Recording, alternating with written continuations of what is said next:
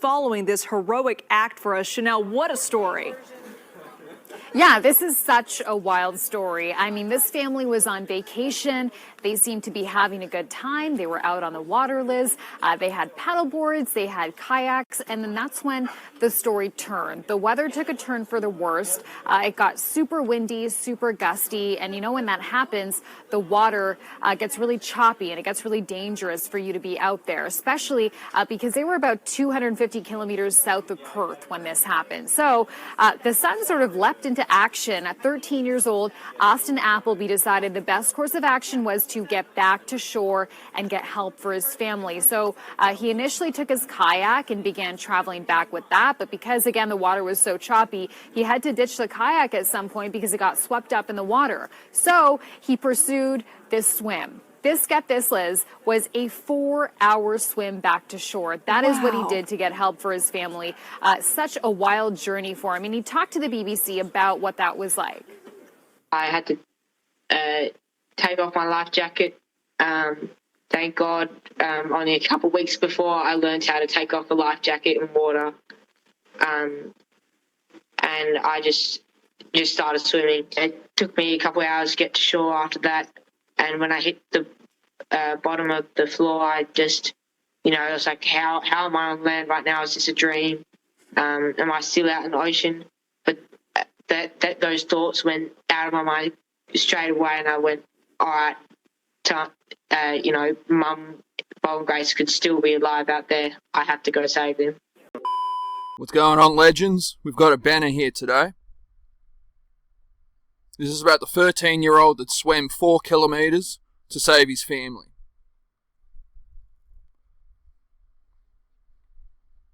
Some stories don't feel real when you first hear them.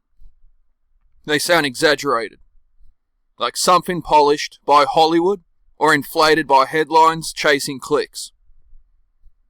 But every now and then, something happens that's so raw, so brutal, and so unlikely that even the people who lived it struggle to explain how it was possible. This is one of those stories.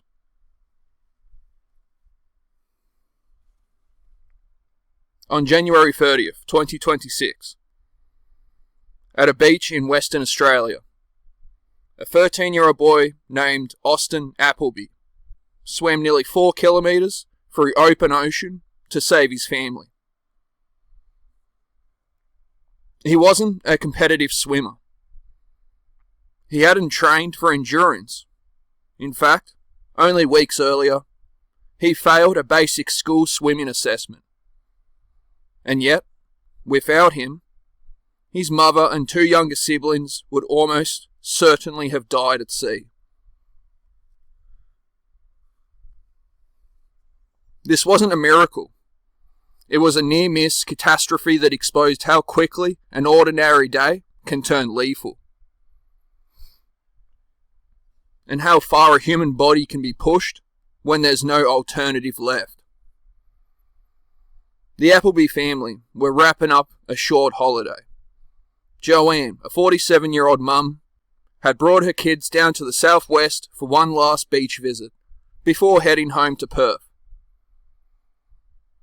Austin, 13, was a Year 9 student, footy mad, girlfriend back home, nothing remarkable about him on paper. Bo was 12, Grace was just 8. Quindalup Beach has a reputation for being calm. The water often looks glassy. The sand stretches wide.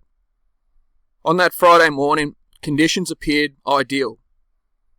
About 29 degrees, clear skies, no obvious warning signs.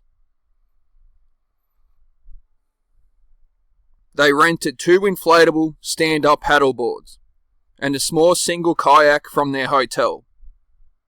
The plan was simple. Paddle around close to shore for a couple of hours, then head back, pack up and drive home. They put on life jackets. They took sunscreen. It felt responsible enough. This is where complacency creeps in. not through recklessness, but familiarity. Coastal Australia is full of places that look safe until they aren't. Despite its gentle reputation, the beach had claimed lives before. Offshore winds can build quietly. Currents can drag without warning. The ocean doesn't announce when it's about to turn. Just after midday, conditions shifted. The water became choppy. Austin lost his paddle first. It disappeared in seconds. Joanne tried to help and capsized, losing hers as well. Bo brought the kayak over to assist. But now they were 3 people, no paddles, and unstable equipment in worsening swells. Boards flipped. The kayak began taking on water. Joanne tried to tow the children while clinging to the gear, but it was impossible. The kayak eventually flooded and sank under the combined weight and waves. By the time they realized they were in serious trouble, they were already hundreds of meters offshore, drifting, not paddling. There were no boats nearby. Their phones had no reception. They had no emergency beacon, no flares, no marine radio. Each minute, the wind pushed them further out. This is the part that rarely gets discussed in feel-good survival stories. How small oversights stack into life or death consequences. None of this felt reckless in the moment, but in open water, good enough, cleaning collapsed fast. Hours passed. By early afternoon, exhaustion set in. The kids were cold. The sun was still high, but the water temperature was dropping. Joanne could see the reality forming. If they stayed together drifting, they wouldn't survive the night. She made a decision no parent ever wants to face. Austin was the strongest swimmer, not the best, but the strongest. He was the only one with a chance of reaching shore and getting help. Joanne put him on the kayak, the last remaining piece of gear, and told him to go. Later, she would say it was the hardest choice she'd ever made. Stay with her children and likely die together, or send one child alone into the ocean with the hope he could save the others. Austin pedalled away and disappeared into the distance. Back with the others, Joanne tied the paddleboards together. She sang songs with grace. She told jokes. Anything to keep the panic down as the wind and waves worsened. Bo's legs were going numb. Grace cried and asked if anyone was coming. Joanne had no answer. The kayak didn't last long. Water flooded it as well, and Austin realised it was slowing him down. He made another impossible decision. Took off his life jacket and left the kayak behind. From that point on, it was just him and the water. The distance to shore was roughly 4 kilometres. The swam took about 4 hours. Austin rotated between freestyle and breaststroke, and backstroke just to keep moving and breathing. He swallowed salt water. His legs cramped. His arms burned. He rested when he absolutely had to, floating on his back and forcing himself to breathe calmly. He later said he saw shadows beneath him. He knew sharks were possible. Bronze whalers had been sighted in the area days earlier. He didn't panic. He just kept going. At one point, he clutched a hair tie from his girlfriend around his finger to keep himself focused. When his mind started telling him to stop, he thought about his mum and siblings still drifting behind him.